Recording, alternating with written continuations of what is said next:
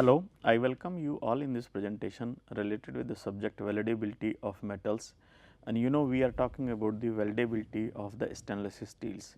In the previous presentations we have talked about the general compositions, properties and the weldability aspects of the stainless steels. In this presentation we will start from with the specific properties of the different grades of the stainless steels, which will help us in relating these properties with the weldability of the different types of the steels. And thereafter we will talk about specifically about the weldability of the martensitic stainless steel. So, we know that these steels primarily have the chromium content apart from the other alloying elements, and which helps in imparting the stainless effect to this category of the steels. So, mostly these steels have the chromium content in general greater than 12%, which helps in having the stainless effect. But the addition of the alloying elements primarily in form of chromium, nickel, manganese, while the carbon content is low, results in the completely different set of the various physical properties, and because of which because of this large difference in physical properties of the stainless steels with respect to the carbon steel, stainless steels offer significantly different the weldability. So, if we see the density of the stainless steels, there are like 4 different category of the stainless steels, like this austenitic stainless steel, ferritic stainless steel, martensitic stainless steel, and precipitation hardening stainless steel. So, for the austenitic stainless steel, density ranges in from 7.8 to 8 mg per meter cube, and it is 7.8 for the ferritic, 7.8 for martensitic, 7.8 for precipitation hardening. So, for ferritic, martensitic and precipitation hardening steels, density is almost same as that of the carbon steels. On the other hand, modulus of elasticity is somewhat lower for the austenitic stainless steels, but in other cases it is almost similar to the carbon steels. If we talk of the thermal expansion coefficient of the austenitic stainless steel is significantly higher, 17 to 19.2, while the thermal expansion coefficient of the ferritic stainless steel, martensitic stainless steel and the precipitation hardening stainless steel is almost similar to that of the carbon steel. So, from the thermal expansion coefficient point of view, austenitic stainless steel is having the significantly higher thermal expansion coefficient, and which can be problematic as compared to the more problematic as compared to that of the ferritic, martensitic and precipitation hardening stainless steels. On the other hand, thermal conductivity wise, thermal conductivity of the austenitic stainless steel is like 17.7 to 22.8 watt per meter Kelvin, and it is higher in case of the ferritic stainless steel, like say 24 to the 24.4 to the 26.3, and further higher for the martensitic stainless steel like 28.7, and precipitation hardening steels stainless steel is like 21.8 to 23. But all these values are significantly lower than the carbon steel, which is about like 60 units. On the other hand, if we talk of the electrical resistivity, which is very commonly used in case of the resistance welding, which plays a big role in resistance welding of the stainless steels and the other steels. So, electrical resistivity of the austenitic stainless steel is very high, which is varying from like 69 to 102. This is the unit, and for ferritic stainless steel is also higher, but lower than the austenitic stainless steel. It is in range of 59 to 67, and for chromium molybdenum stainless steel it is 55 to 72, whereas precipitation hardening stainless steel 77 to 102, but the electrical resistivity as compared to these stainless steels is significantly lower, it is just 12. Here if we see the thermal expansion coefficient alpha, thermal conductivity K, and the electrical resistivity rho. These are the three different properties of the austenitic stainless steel and the carbon steels, which are significantly different, while in other cases there is also these properties are also on the higher or the lower side as per the kind of property. So, because of this great difference in the thermal expansion coefficient or thermal conductivity and electrical resistivity as compared to the carbon steels, we find a lot of difference in the weldability of the stainless steels with respect to the carbon steels. Now, we will see the martensitic stainless steel, weldability of the martensitic stainless steels. In general, these martensitic stainless steels are like iron, chromium, carbon system, where chromium generally varies from 11.5 to the 18%, while carbon can range from like say 0.08 to 0.7. For a very select category, the higher carbon additions are used. Apart from these two, other alloying additions in form of like tungsten, molybdenum and vanadium, these are used primarily to enhance the high temperature resistance of the stainless steel, like high temperature hardness and the impact resistance is enhanced with the addition of these alloying elements.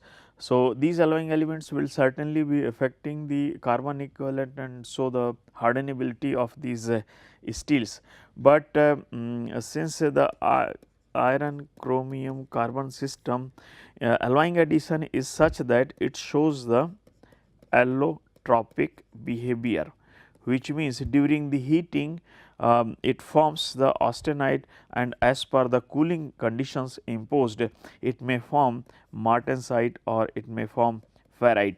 So, it responds, therefore, it responds very good to the heat application, or it responds with regard to the HZ properties to the weld thermal cycle. So, but these phase formations means this the transformation of austenite into the other phases will depend upon the kind of the cooling conditions which are imposed during the welding in the weld as well as the heat affected zone, and accordingly we will be having the martensite or the ferrite in the weld metal or in the heat affected zone. There is one typical category of the martensitic stainless steel is the 431, which offers the very good this is engineering stainless steel for engineering applications stainless steel, and it offers very good corrosion resistance as well as the high temperature resistance.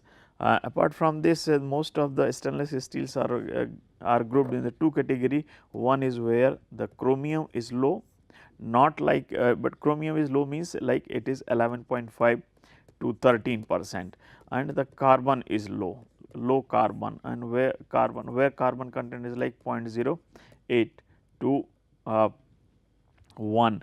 On the other hand, high chromium may be like 15 to 18% of the chromium, and high carbon where carbon content may be up to 0.6%. So, such high percentage of the carbon will be leading to the higher hardness of the martensite, which is being formed in case of the high chromium, high carbon stainless steels. So, this kind of the system or stainless steel is particularly used for the applications where we want the stainless effect, as at the same time we want the high hardness in applications like the stainless steel used for fabrication of the or making the cutlery parts and the cutlery components, surgical components.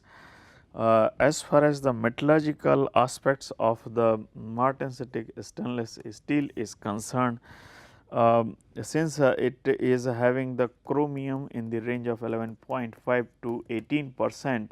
So, it forms the chromium oxide layer at the surface, and which provides it to the which provides the necessary protection to the martensitic stainless steels, and so the stainless effect is offered by this the chromium oxide layer. But since the carbon equivalent in this case becomes very high, which is high enough to form the martensite, that and therefore, the hardenability of the MSS is high, and sometimes even air hardening leads to the martensite formation, means heating to the high temperature to the austenitic state, and then the rapid cooling will be leading to the martensite transformation. So, hardening so the hardenability is so high that even air hardening helps in transformation of austenite into the martensite formation. To understand this in a better way, we know that I will come to this table subsequently. We know that in case of the iron carbon system, we know that this is the alpha iron carbon system is like this. This is corresponding to the 0.8% carbon, 730 degree centigrade lower critical temperature line, upper critical temperature line 910 degree centigrade, and here this is the gamma loop. So, in the gamma loop this normally occurs at a temperature of 730 degree centigrade, means this eutectoid point occurs at 730 degree centigrade and 0.8% carbon. And this gamma loop size is reduced. The region where the austenite is formed is known as the gamma loop, and the maximum solubility of the carbon in the plain carbon systems is like 2% at 1130 degree centigrade. But the eutectide point as well as this the maximum solubility of the carbon in case of the iron chromium systems is reduced. So, if we talk of the martensitic stainless steel having the iron chromium carbon system. So, for this kind of system, if we see the kind of the phase diagram that we get, the eutectoid is formed in this case when there is a chromium. In case of the martensitic stainless steel, it will be leading to the eutectoid point at about 0.35% of the carbon, and this point is shifted towards the higher temperature. Earlier it was occurring like at 730 degree centigrade. Now, you can notice that eutectoid is occurring at a higher temperature like 850 degree centigrade or so, and this the maximum solubility of the carbon is also getting reduced, and it is reduced to about 0.7% at about 1200 degree centigrade. So, this temperature is also increased. So, in this case the gamma loop size is this much when there is a chromium of say 12%, and so for the 12% chromium situation as a function of the carbon, the kind of phase diagram that we get looks like this. So, with the addition of the carbon or with the addition of the chromium in this iron chromium carbon system, the size of this gamma loop is affected. In general, the increase in the chromium content say from 12 to 18% or 20%, the size of the gamma loop will keep on decreasing. So, there may be a situation where we may notice that the gamma loop is eliminated with the higher chromium contents. So, that is the kind of the effect that we will be seeing subsequently in another diagram. This is the diagram about which I am talking. So, in case of the simple carbon steels, when there is a no chromium, we get the typical gamma loop of this kind. but when the chromium is added 5%, then the gamma loop size is somewhat reduced, and when the chromium is added 12%, the gamma loop size is further reduced. When it is 15%, it is further reduced, and with the 18% gamma loop size, with the 19% of the chromium, the gamma loop size is negligible, which means whatever is our carbon content, the will not be able to have the austenite while heating from the room temperature to the melting point, and that will be the situation of the ferritic stainless steel.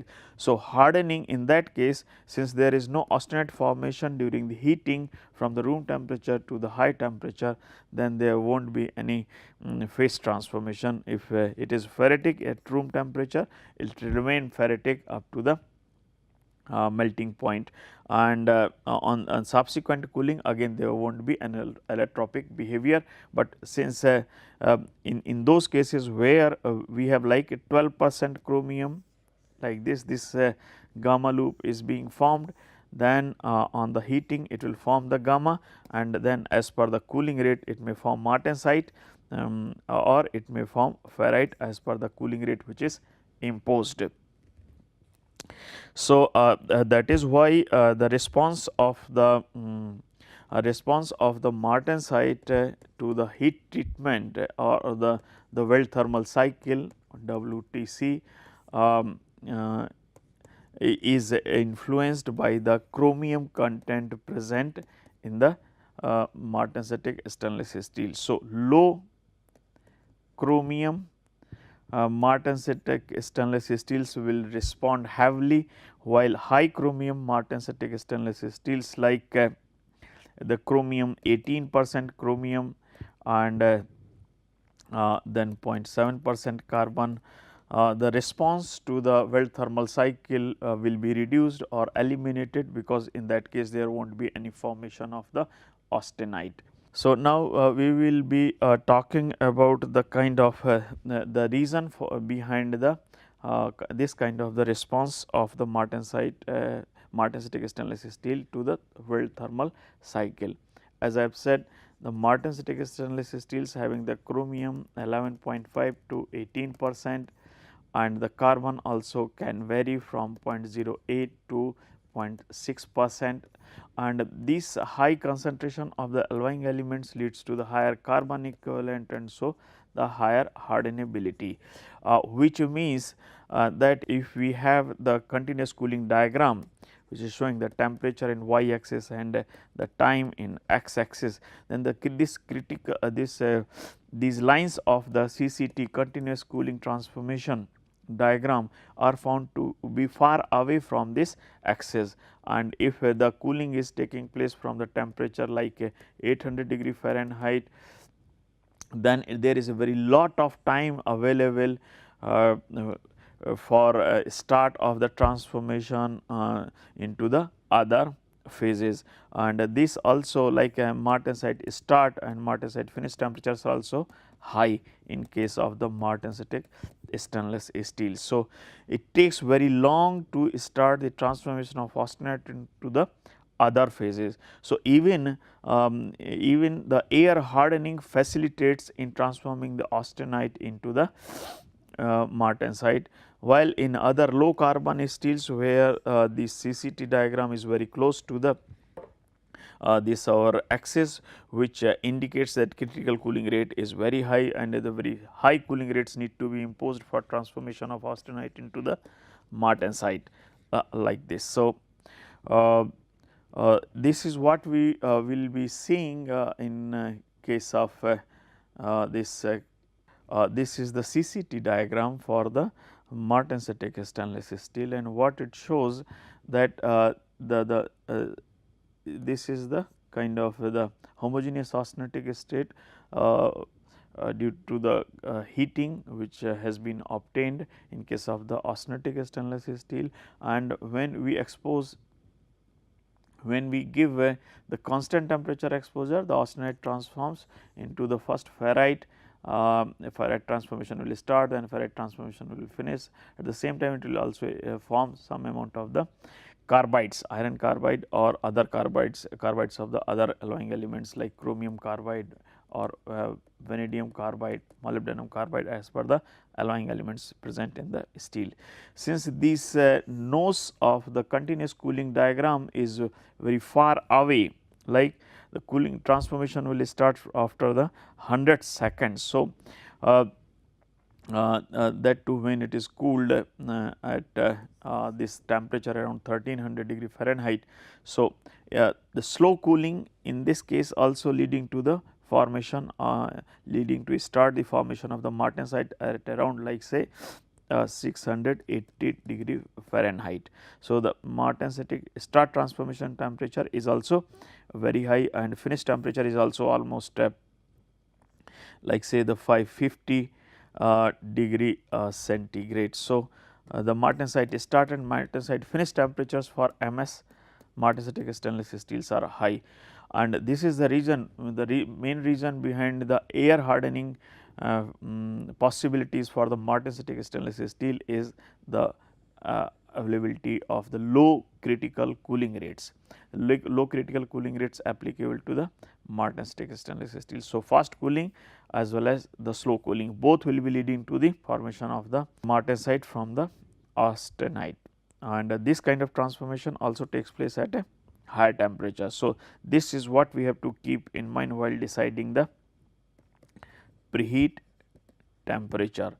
Since the martensite start and martensite finish temperatures are very high, 680, 550 to 680 degree centigrade, this is MF temperature and this is MS temperature. So, this is one reason behind the air hardening of the martensitic stainless steel. So, if we see this kind of the transformation from the like say 1750 degree Fahrenheit or above, if the cooling is applied, then austenite is able to transform into the martensite. But if we think of the other situations like the heating is done in the range of like say 1500 to 1750 degree centigrade, then the transformation of the martensite or the ferrite present in the martensitic stainless steel, this transformation into the austenite will be incomplete and it will be having the combination of both austenite plus ferrite. So, on subsequent cooling we will be having that partial transformation of austenite into the martensite, remaining there will be ferrite. So, actually when the heating is done in the band of 1500 to 1750 degree Fahrenheit, then due to the partial transformation partial formation of the austenite, we get the partial transformation of austenite into the martensite, and as a result after the cooling we get the mixture of the ferrite and the pearlite both. So, like say if we try to relate it with the welding, so the heat affected zone which experiences the temperature in the range of like say 1500 degree Fahrenheit to the 1750 degree Fahrenheit. So, this is the zone where there will be formation of the little amount of austenite plus ferrite, because the transformation, complete transformation into the austenite does not take place, and due to the rapid cooling, especially in the welding of thick sections, this austenite will be transforming into the martensite. So, we will be having a mixture of the ferrite and martensite in this heat affected zone, while the zone which are very close to the fusion boundary and where the temperature is like 800 or 850 degree Fahrenheit, there will be having the complete austenitic state, and in that case the rapid cooling will be leading to the complete martensitic transformation. So, these are the situations and the way by which the weld thermal cycle can respond to the or can affect the HZ properties. So, if we apply the autogeneous welding in case of the martensitic stainless steel like this. So, the weld metal will be having the tendency to form the martensite completely, and in the heat affected zone there will be tendency for formation of the martensite plus ferrite, and the zone next to the fusion boundary will be having will be having the complete martensitic transformation. Since the hardness of the martensite is governed by the carbon content directly. So, in those cases where carbon is very low, the martensite being formed will not be that hard and will not be that sensitive for cracking, but in other cases if the carbon content is more like a 0.2% or 0.3%, then the formation of the hard martensite in the weld as well as heat affected zone will be decreasing the toughness of the weld, and which in turn will be increasing the tendency for cracking. And we know that if the weld metal is having the hydrogen high hardness due to the martensitic transformation coupled with the residual tensile stresses, then this combination in case of the martensitic stainless steel can promote the cold cracking, and that is why the weldability of the martensitic stainless steel is primarily limited by the cold cracking tendency. So, these are the sum of the aspects related with the MSS welding. There is another aspect, since the martensitic stainless steel is having the higher thermal expansion coefficient and the lower thermal conductivity, and therefore, the heat will not be transferred much to the base metal, and that is why very limited zone will be heated to the high temperature, will be experiencing the thermal expansion and subsequently contraction, and that is why a very little zone will be next to the fusion boundary will be experiencing the high residual stresses. So, the residual stress formation is coupled with the phase transformation that is austenite to the martensitic formation. Second is the thermal stresses due to the rapid heating followed by cooling, causing the thermal expansion and subsequently contraction. So, thermal stresses will be dominating in determining the magnitude of the residual stresses, because narrow zone will be expanding to the greater extent due to the higher thermal expansion coefficient, and a narrow zone will be formed due to the lower thermal conductivity. So, if we see the kind of the weldability behavior of these steels, then we will notice that we must be careful as far as the formation of the hard martensite is concerned. If the hard and brittle martensite is being formed in the weld as well as the heat affected zone in case of the low chromium and high carbon martensitic stainless steel. Low chromium like 11.5 to 13% chromium and high carbon like 0.1 to 0.2% carbon, then it will be leading to the formation of the hard and brittle martensite in the weld as well as heat affected zone. So, to avoid the cracking tendency due to the formation of the hard and brittle martensitic structure in the weld as well as heat affected zone, we must reduce the cooling rate so that such kind of the formation tendency can be reduced. And if the weld is not really usable due to the low toughness and the high hydrogen induced cracking tendency, then we must do the preheating of the plates. So, the preheating of the plates helps in reducing the cooling rate and which in turn helps in development of the reducing the residual stresses as well as developing the weld joints, which will be less sensitive for cracking, which will have the reasonably good combination of the mechanical properties. Other aspects related with the weldability of the martensitic stainless steel I will be talking in the next presentation. presentation. Now, I will summarize this presentation. In this presentation basically I have talked about the different compositional aspects related with the martensitic stainless steel and the kind of the metallurgy involved in welding of the martensitic stainless steel. Thank you for your attention.